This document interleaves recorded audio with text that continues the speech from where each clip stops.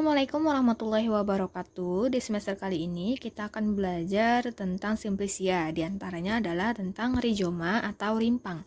Jadi kalian bisa buka buku paketnya tentang farmakognosi tanaman obat Indonesia kelas 10 ya.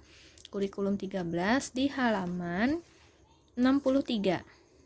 Ya.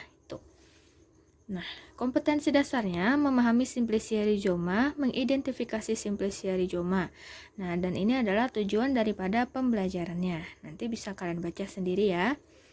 Berikutnya, definisi rizoma. Nah, rizoma adalah rimpang atau akar tinggal, yaitu sebuah bentuk modifikasi batang tanaman yang biasanya menjalar di dalam tanah dan dapat menghasilkan tanaman baru dari ruasnya. Ya, jadi dia itu adalah modifikasi tanaman yang dari batang, ya, modifikasi dari batang kemudian dia tumbuh di bawah tanah. Nah, itu disebut dengan rimpang atau akar tinggal. Ya, kalian pasti sudah pernah melihat jahe kunyit. Nah, itu termasuk dalam rizoma. Sekarang kalian buka halaman 64. Ya.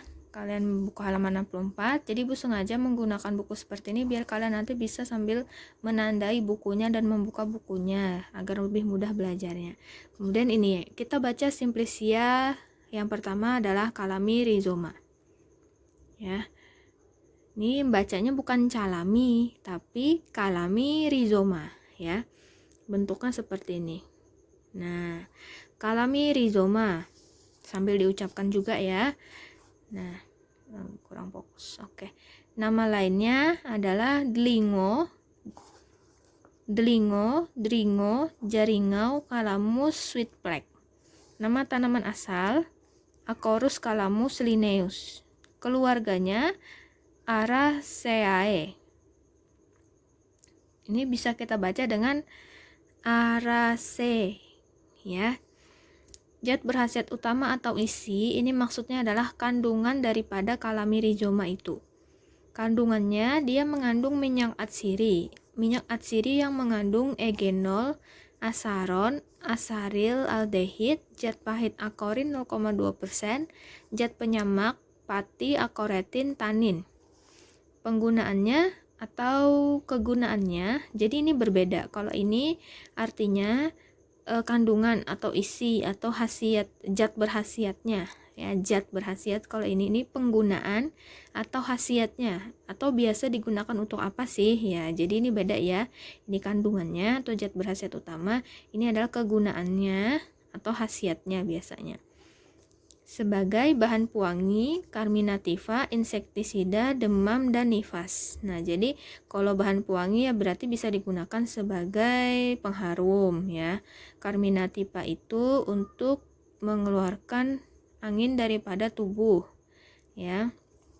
Insektisida itu sebagai anti serangga.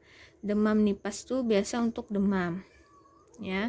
Pemerian ini maksudnya kayak ciri-cirinya.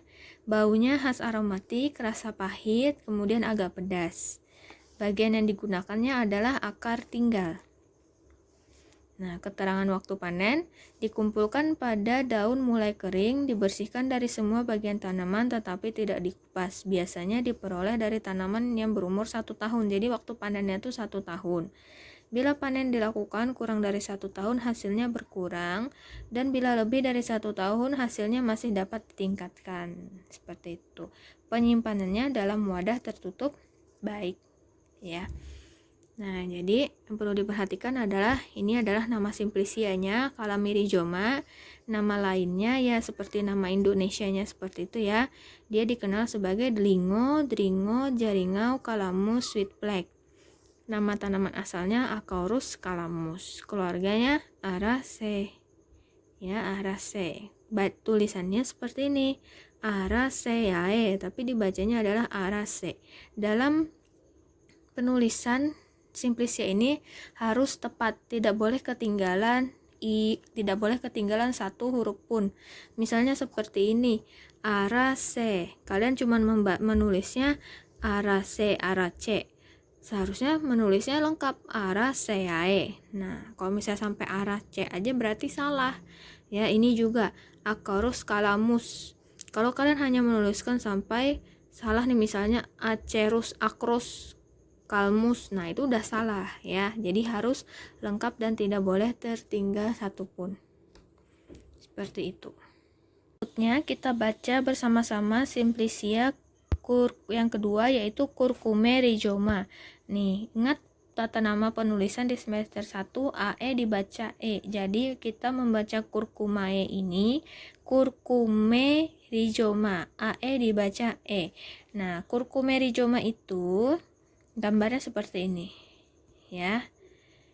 Nah, kemudian ke halaman berikutnya, nama lainnya adalah temulawak koneng gede. Nah, jadi temulawak itu nama simplisianya adalah Curcume rhizoma.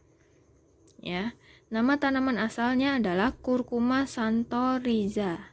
Rox ini adalah nama penemunya. Keluarganya Zingiberaceae. Kalau tadi keluarganya adalah Araceae, kalau Curcuma rhizoma atau temulawak nama lainnya itu keluarganya adalah Zingiberaceae. Zat berkhasiat utamanya minyak atsiri yang mengandung phelandren dan tumerol, zat warna kurkumin, pati, kemudian kadar minyak atsiri tidak kurang dari 8,2% bobot per volume. Minyak atsiri ini adalah minyak yang mudah menguap ya, yang terkandung di dalam tanaman tersebut. Ya, dia mengandung minyak atsiri tidak kurang dari 8,2% bobot per volume. Kegunaannya adalah sebagai kolagoga dan antispasmodika. Nah, spasmodika ini ya kegunaan atau dapat digunakan sebagai kolagoga. Kolagoga itu artinya peluru atau penghancur batu empedu. Artinya, kalau antispasmodika itu adalah untuk atau artinya untuk meredakan kejang-kejang di otot, biasanya otot perut ya. Jadi ini adalah obat untuk menghancurkan batu empedu. Kalau antispasmodika itu adalah dapat digunakan sebagai meredakan kejang-kejang pada otot, terutama otot perut ya. Biasanya untuk yang wanita-wanita suka mens itu kan perutnya suka kejang atau sakit. Nah, itu bisa menggunakan sebagai antispasmodika. Pemerian itu adalah ciri-cirinya tadi ya. Bau khas aromatik, rasa tajam dan pahit. Bagian yang digunakan kepikan akar tinggal. Waktu panennya nanti kalian bisa baca sendiri. Intinya dia dapat dipanen pada umur 9 bulan atau lebih ya. Sediaan ini biasanya yang terdapat di pasaran seperti IM kapsul ya. Untuk penyimpanannya sama semuanya dalam wadah tertutup baik. Berikutnya adalah ini Simplicia yang ketiga, Curcume domestique rhizoma, AE dibaca E. Jadi Curcume domestique rhizoma, nama lainnya adalah kunyit. Nah, ini kalau cewek-cewek pasti tahu ya, kunyit atau kunir ya. Kalau nama tanaman asalnya adalah Curcuma domestica.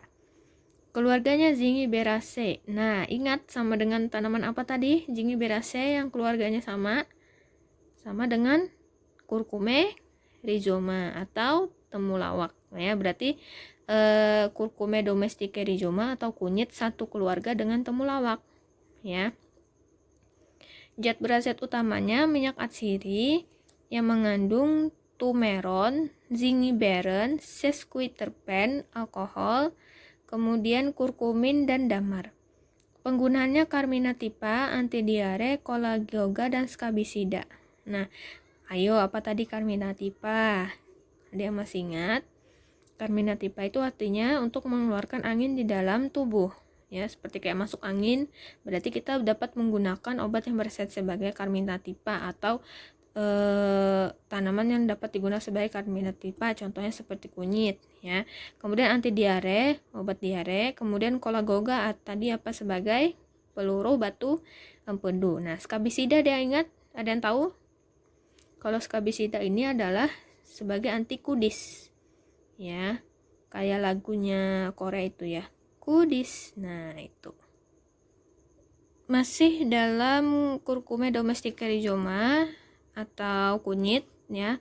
Pemberiannya bau khas aromatik, rasa agak pedas, lama-lama rasanya tebal. Jadi maksudnya kayak sepet-sepet kayak gitu ya.